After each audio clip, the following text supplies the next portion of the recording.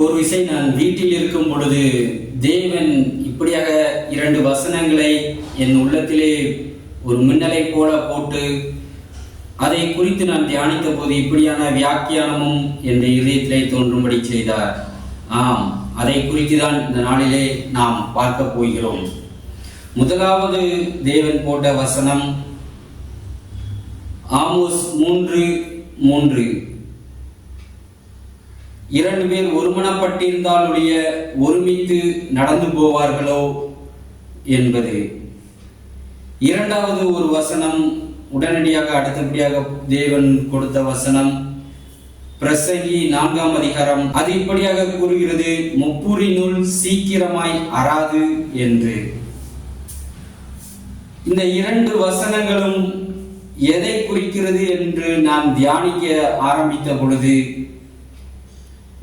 ஒரு உதாரணம் எனக்குள் தோன்றியது.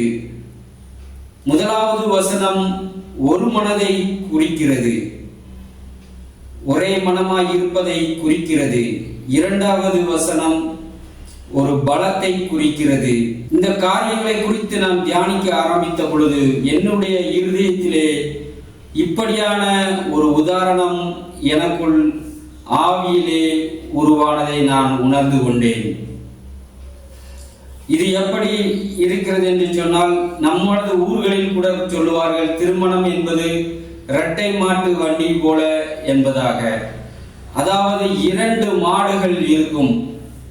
அந்த 2 மாடுகளை ஒரே வண்டியை இழுத்து கொண்டு போவதற்காக இணைத்து அந்த வண்டியிலே பூட்டுவார்கள். இடது பக்கம் ஒரு மாடு, வலது பக்கம் ஒரு மாடு என்பதாக. அதற்கு பின்பதாக வண்டி இருக்கும், மாட்டு வண்டி, 2 சக்கரங்கள் பொருத்தியதாய். அந்த வண்டியின் மேல் மனிதர்களையோ அல்லது பாரத்தையோ ஏற்றுவார்கள். அந்த வண்டிக்கு ஓட்டுநர் ஒருவர் இருப்பார். மாட்டையும் வண்டியையும் கட்டி வைத்திருக்கிற அந்த கயிறுகளை அவர் தனது கரத்தில் பிடித்திருப்பார். மாடு இவர் சொல்லுகிற பாதையிலே சென்று கொண்டிருக்கும். இப்பொழுது காரியம் என்னவென்றால், எந்த 2 மாடுகளை அந்த வண்டியில் பூட்டுவது ஒரு பெரிய கேள்விக்குறி வரும். அப்படி என்று சொன்னால், எந்த இரண்டு மாடுகளை தேர்ந்தெடுக்கிறார்களோ வண்டியை பூட்டுவதற்கு, அந்த 2 மாடுகளும் கிட்டத்தட்ட ஒத்து போகக்கூடிய ஒரு நிலையில் இருக்க வேண்டும். ஒரு மாடு மிகவும் உயரமாகவோ இன்னொரு மாடு மிகவும் குள்ளமாகவோ இருந்தால் அந்த வண்டி சரிப்பட்டு வராது ஓடுவதற்கு, பயணம் செய்வதற்கு. இல்லை, ஒரு மாடு நல்ல வலுவானதாகவோ இன்னொரு மாடு நோஞ்சானாகவோ இருந்தால் அதுவும் அந்த பயணம் எளிமையாக இருப்பதற்கு வசதிப்படாது. சரி, ஒரு மாடு வேகமாக ஓடக்கூடியது, இன்னொரு மாடு மெதுவாக ஓடக்கூடியது, இப்படி இருந்தது என்று சொன்னால் அதுவும் அந்த பயணத்தை கடினமாக்கிவிடும், எளிமையாக இருக்காது. அப்படியானால் எப்படிப்பட்ட மாடுகளை தேர்ந்தெடுப்பது அந்த வண்டியின் பயணத்தை எளிமையாக, அருமையாக, சுமூகமாக போவதற்கு என்று சொன்னால், எந்த 2 மாடுகள் ஒத்து போகிறதோ, எந்த 2 மாடுகள் இணக்கமாக சேர்ந்து அந்த வண்டியை இழுக்க முடியுமோ, அந்த 2 மாடுகளை அந்த வண்டியில் மாட்டினால்தான் அந்த ஓட்டுநர் அந்த வண்டியை எளிதாக அந்த மாடுகளை வைத்து கொண்டு செல்ல முடியும். சுமைகளையும் பயணிகளையும் ஓரிடத்திலிருந்து இன்னொரு இடத்திற்கு கொண்டு போய் சேர்க்கும் ஒரு நோக்கத்திற்கு அதால் பயன்பட முடியும், பயணிக்க முடியும். இந்த இணக்கமான ஒரு காரியம், ஆங்கிலத்தில் இதை கம்பேட்டிபிலிட்டி என்று சொல்வார்கள். ஒரு கணவனும் மனைவியும் இணைந்து வாழ்வதற்கு, ஒருமித்து நடந்து போவதற்கு இந்த ஒரே மனம் தேவைப்படுகிறது.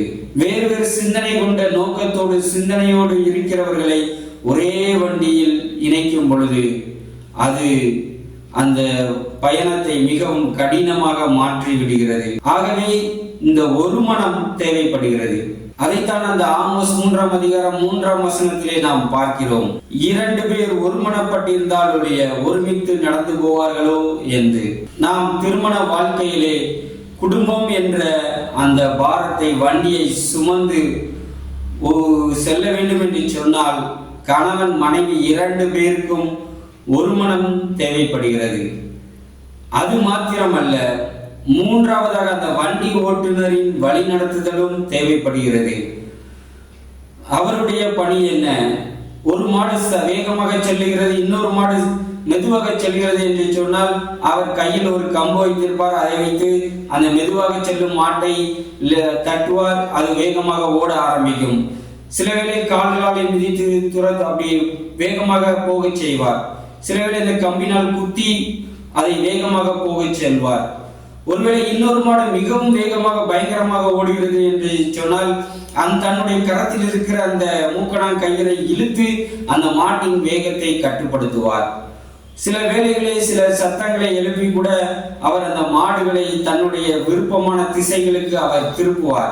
ஆம் பிரியமானவர்களே, இப்படி ஒரு ஓட்டுநர் இரண்டு பேருக்கும் நடு மத்தியில் இருந்து யார் எப்படி செல்கிறார்கள் என்பதை கவனித்து அதற்கேற்ப அந்த மாடுகளின் செயல்பாடுகளை சரி செய்து சீர் செய்து அந்த வண்டியை ஓட்டிக்கொண்டு அவர் இருப்பார் என்று சொன்னால் அந்த பயணம் மிகவும் எளிதாக கடந்து செல்லும். காடு மேடு மலை எல்லாவற்றிலும் ஒரு ஒத்தாசையோடு கடந்து செல்லும்.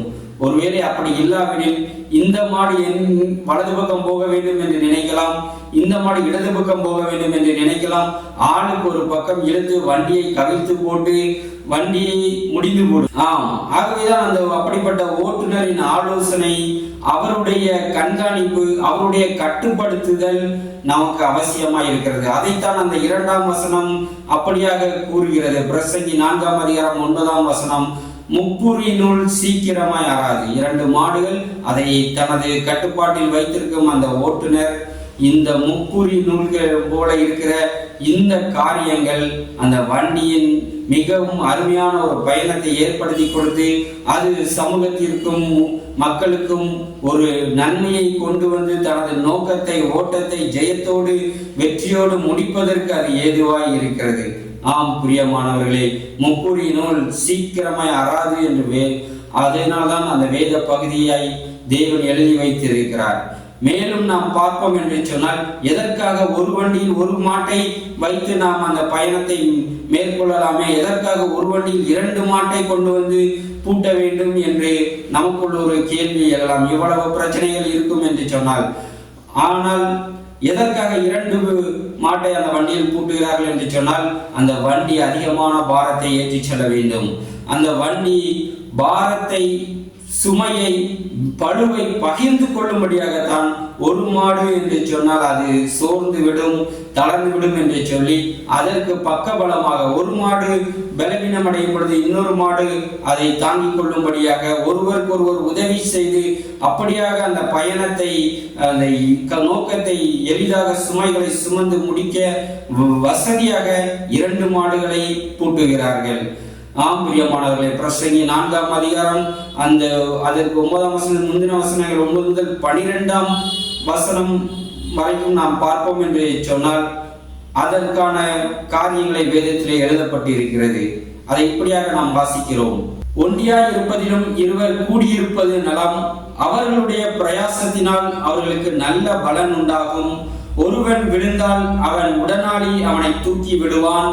ஒண்டியாய் இருந்து விழுகிறவனுக்கு ஐயோ, அவனை தூக்கிவிட துணை இல்லையே. 2 பேராய் படுத்துக் கொண்டிருந்தால் அவர்களுக்கு சூடுண்டாகும். ஒண்டியாய் இருக்கிறவனுக்கு சூடுண்டாவது எப்படி? ஒருவனை யாதாம் ஒருவன் மேற்கொள்ள வந்தால் இருவரும் அவனுக்கு எதிர்த்து நிற்கலாம். முப்புரினுள் சீக்கிரமாய் அறாது என்பதாக பார்க்கிறோம். ஆம் பிரியமானவர்களே, ஆகவேதான் 2 மாடுகள் அந்த வண்டியில் பூட்டப்படுகிறது. ஆகவேதான் தேவனும் கூட ஒரு ஆணுக்கு துணையாக பெண்ணையும், ஒரு பெண்ணுக்கு உறுதுணையாக ஆணையும் தேவன் திருமண வாழ்க்கையின் மூலம் ஏற்படுத்தி கொடுத்து, நீங்கள் இணைந்தே இந்த பயணத்தை, வாழ்க்கையின் ஓட்டத்தை கடந்து செல்லுங்கள் என்று நமக்கு உதவியாய் அப்படிப்பட்ட காரியங்களை செய்திருக்கிறார். ஆனால் பயணத்தின் போது நடைபெறும் காரியங்கள் என்ன? சில வேளைகளிலே ஒரு மனதோடு நடந்து போக முடியாதபடியான சூழ்நிலை உருவாகிறது.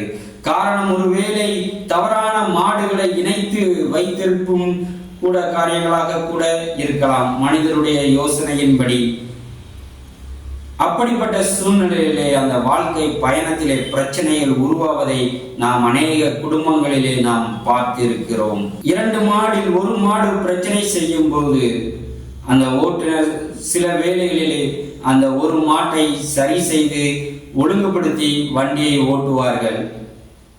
சில வேளை சுத்தமாக அது கட்டுப்படவில்லை என்று சொன்னால் அந்த மாட்டை அந்த வண்டியிலிருந்து எடுத்துவிட்டு இன்னொரு மாட்டை அதற்கு பதிலாக அதை பூட்டுவார்கள். அந்த இன்னொரு மாடும் சரியாக வருமோ எப்படி இருக்குமோ தெரியாது. ஆனால் அவர்களுடைய அந்த நேர முடிவு இந்த மாட்டை வைத்து இனி பயணம் செய்வது கடினம் என்பதுதான். அப்படி செய்வார்கள். சில வேளையில் என்ன செய்வார்கள், 1 மாட்டை மட்டும் பிரச்சனைக்குரிய அந்த மாட்டை கலற்றி விட்டு 1 மாட்டை கொண்டு அந்த வண்டியின் பாரத்தை சுமப்பார்கள். 2 மாடுகள் சுமக்க வேண்டிய சுமையை அந்த 1 மாடு சுமந்து செல்வதனால் அது வாழ்க்கையிலே தத்தளித்துக் கொண்டிருக்கும். அது அந்த சுமையினால் அல்லல் பட்டு கொண்டிருக்கும். முன்னேற முடியாமல் தியங்கிக் கொண்டிருக்கும். சில வேளைகளில் என்ன செய்வார்கள், அந்த மாடும் இருக்கட்டும், அதற்கு துணையாக இன்னொரு மாட்டையும் அவர்கள் அந்த வண்டியிலே சேர்த்து பூட்டி அந்த வண்டியை இழுத்து செல்வார்கள். அப்பொழுது 3 மாடுகளும் இணைந்து அந்த வண்டியை இழுத்து செல்லும். ஆம் பிரியமானவர்களே, இந்த மாட்டு வண்டி, இந்த மாடுகளின் நிலைமை தான் நம்முடைய திருமண வாழ்க்கைக்கு ஒத்திருக்கிறது. வேதம் கூறுவது போல முப்புரி நூல் சீக்கிரமாக அறாது என்று வேதம் கூறுகிறது. ஆனால் ஒருவேளை மெதுவாக அறுந்து விடுவதற்கு வாய்ப்பு இருக்கிறது.